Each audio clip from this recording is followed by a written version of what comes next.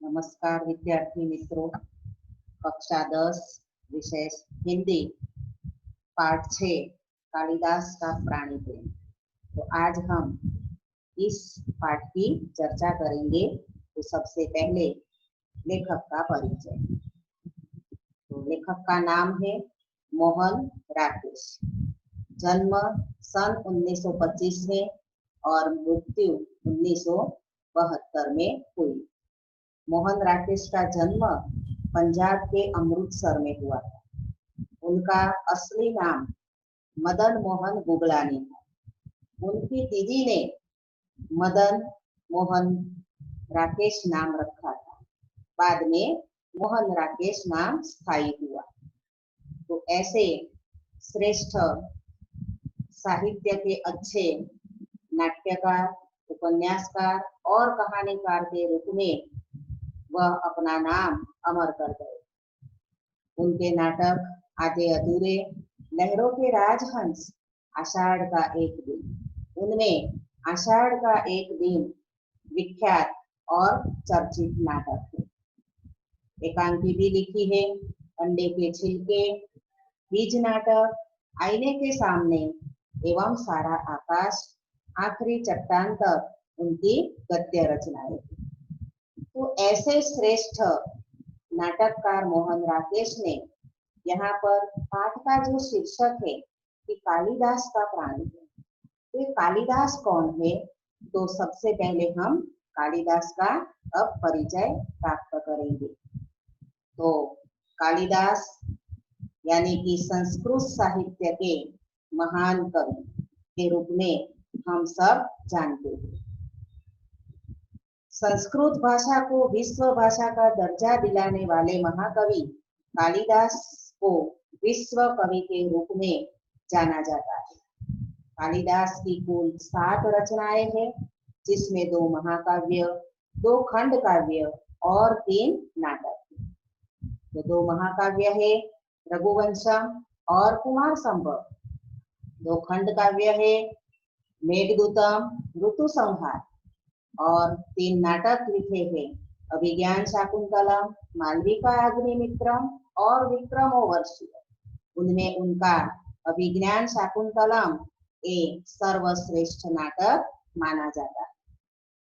यहाँ पर जो पाठ लिया गया है वो आषाढ़ का एक दिन जो नाट्य रचना है उनमें से केवल एक अंश लिया गया है और उसमें कालिदास का प्राणियों के प्रति जो प्रेम है उस प्रेम को प्रस्तुत किया गया है। तो अब हम पाठ के सारांश के बारे में जाने। तो प्रस्तुत पाठ आषाढ़ का एक दिन का एक छोटा सा अंश है। इस नाटक में प्रमुख 2 पात्र है मल्लिका और कालिदास। अन्य पात्र है दंतुल और अंबिका। दंतुल एक राजपुरुष है और अंबिका जो है वो मल्लिका की माँ है। मल्लिका कौन है? तो कालिदास की मित्र है। कालिदास और मल्लिका दोनों एक दूसरे को चाहते भी। तो यहाँ पर दंतुल नामक राजपुरुष जो है उन्होंने एक छोटे से हिरण शावक यानी कि हिरण के बच्चे को अपने बाणों से घायल किया और वो घायल हिरण जो है वो कालिदास की गोद में आकर गिरता है। तो कालिदास इस घायल हिरण के बच्चे को देखते हैं तो उनका जो हृदय है वो द्रवित हो उठता है और वो धीरे से बाण निकालकर हिरण शावक को अपनी गोदी में ले लेते हैं और उसे पुचकारते और उसे आश्वासन देते हैं कि डरो नहीं, मैं तुम्हें बचाऊंगा, हम जिएंगे। और फिर वो उस घायल हिरण के बच्चे को लेकर मल्लिका के घर जाते हैं और वहां पर वो उसे एक बिछौने पर बिठाकर उसके घाव लगा है जहां पर वहां दूध का यानी कि घी का लेप लगाते हुए हल्दी वाला दूध पिलाने की कोशिश करते हैं। तो यहाँ पर नाट्यकार ने समझाया है कि अगर हम प्राण नहीं दे सकते हैं तो किसी का प्राण लेने का भी हमें अधिकार नहीं है, और मारने वाले से बचाने वाला हमेशा महान होता है, ये बात भी बताई गई है। जीव दया की बात बताकर कालिदास का जो प्राणियों के प्रति अनन्य प्रेम है उसे प्रकट किया गया, और हमें भी बताया गया है कि पशु पक्षी हमारे मित्र है, और पर्यावरण की रक्षा के लिए पशु पक्षियों का महत्व है, अतः उनका हनन नहीं होना चाहिए, ये बात बताई गई है। मानव जीवन के विकास में प्राणियों का बड़ा योगदान है। प्राणी मानव के साथी है, इसलिए हमें उसे मारना नहीं चाहिए पर उनकी हमेशा रक्षा करनी चाहिए। तो ये बात यहाँ पर इस पाठ में बताई गई है। अब उसका कथानक थोड़ा सा देखें संक्षिप्त में कि बाण से घायल हिरण का एक बच्चा कुलांचे भरता हुआ यानी कि चौकड़ी भरता हुआ कालिदास की गोदी में आ जाता है और उसके शरीर से खून टपक रहा है। तो कालिदास उसे अपनी बाहों में ले लेते हैं और उसे लेकर अंबिका के घर चल पड़ते हैं।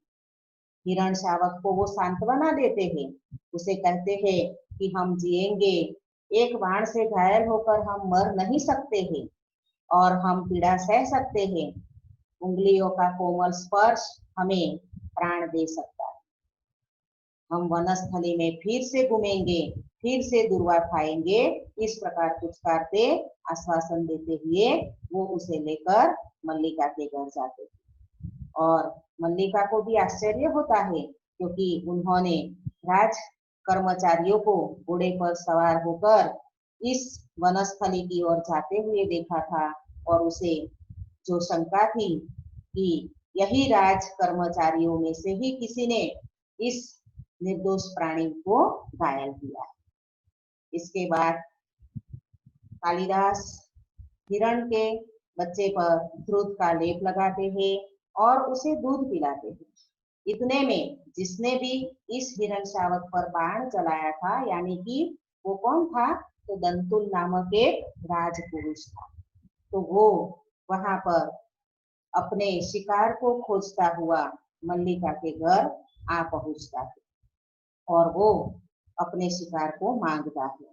तो कालिदास उसे मना कर देते हैं कि वो मेरी शरण में आया है और मैं तुम्हें नहीं दूंगा। यहाँ पर इस प्रदेश में शायद तुम नए हो, इसलिए तुम्हें पता नहीं कि यहाँ पर हिरणों का शिकार नहीं होता, तो तुमसे अपराध हुआ है, पर तुम अनभिज्ञ हो, इसलिए जाओ, मैंने तुम्हें माफ कर दिया। ऐसा कालिदास दंतुल को समझाते, पर दंतुल तो राजपुरुष है और इसलिए वो कालिदास की बात नहीं मानता है और उसे ले जाने यानी कि अपने शिकार को ले जाने की हट करता है, और थोड़ा कालिदास को धमका कर भी वो अपनी तलवार की मुठ पर हाथ रखकर कहता है कि अगर तुम सीधे सीधे नहीं देते हो मुझे मेरा शिकार तो मुझे प्रहार करना भी आता है। तब मल्लिका बीच में पड़ती है और कहती है कि घायल हिरण शावक के लिए हठ न करो, यह हिरण शावक तुम्हारे लिए अधिकार का प्रश्न है पर कालिदास के लिए संवेदना का है। कालिदास निशस्त्र होकर भी तुम्हारे शस्त्र से नहीं डरेंगे, तुम्हारे शस्त्र के प्रहार की चिंता नहीं करेंगे। तो जैसे ही मल्लिका के मुंह से कालिदास नाम सुना तो राजपुरुष दंतुल जो है वो सन्न रह गया और उसे पछतावा होने लगा कि उन्होंने एक ऐसे महान व्यक्ति का अपमान किया कि जो एक संस्कृत साहित्य का श्रेष्ठ कवि है और जिन्हें उज्जैनी का राजा ऋतु संहार काव्य के लिए सम्मानित करने वाला है और राजकवि का दर्जा देने वाला है। तो ऐसे श्रेष्ठ कवि को उन्होंने आहत किया, उनका अपमान किया, तो वो अब कालिदास से क्षमा मांगना चाहता है कि उससे बहुत बड़ी भूल हो गई है पहचानने में, ये बात यहाँ पर बताई गई है। तो बच्चों, संस्कृत साहित्य के ऐसे महान कवि कि जिन्होंने कई सारे ऐसे महाकाव्य, खंड काव्य और नाटक लिखे, संस्कृत साहित्य को एक नई पहचान दी, उनका प्राणियों के प्रति जो विशेष प्रेम था उसे यहाँ पर बताया गया, और जिसकी वजह से दंतुल जो राजपुरुष के रूप में कठोरता पूर्ण उनसे व्यवहार करता है, उसे भी जब कालिदास के बारे में पता चलता है तो वो अपने आप को अपराधी मानता है और कालिदास से क्षमा मांगता है। ये बात यहाँ पर इस पाठ में बताई है। सारांश में, उद्देश्य में इतना ही कहेंगे कि प्राणियों को कभी भी मारना नहीं चाहिए, पशु हो या पक्षी हो, पर वो हमारे मित्र है और हमें उनकी हमेशा रक्षा करनी चाहिए। ये यहाँ पर इस पाठ में से हमें सीखने को मिलता है। शब्दार्थ और शब्द समूह लिखे हैं विद्यार्थी मित्रों, ये सब नोटबुक में लिख लेना। और आज ये 5वां पाठ पूर्ण हुआ, और उसके जो भी प्रश्न है वो नोटबुक में लिख लेना। अस्तु।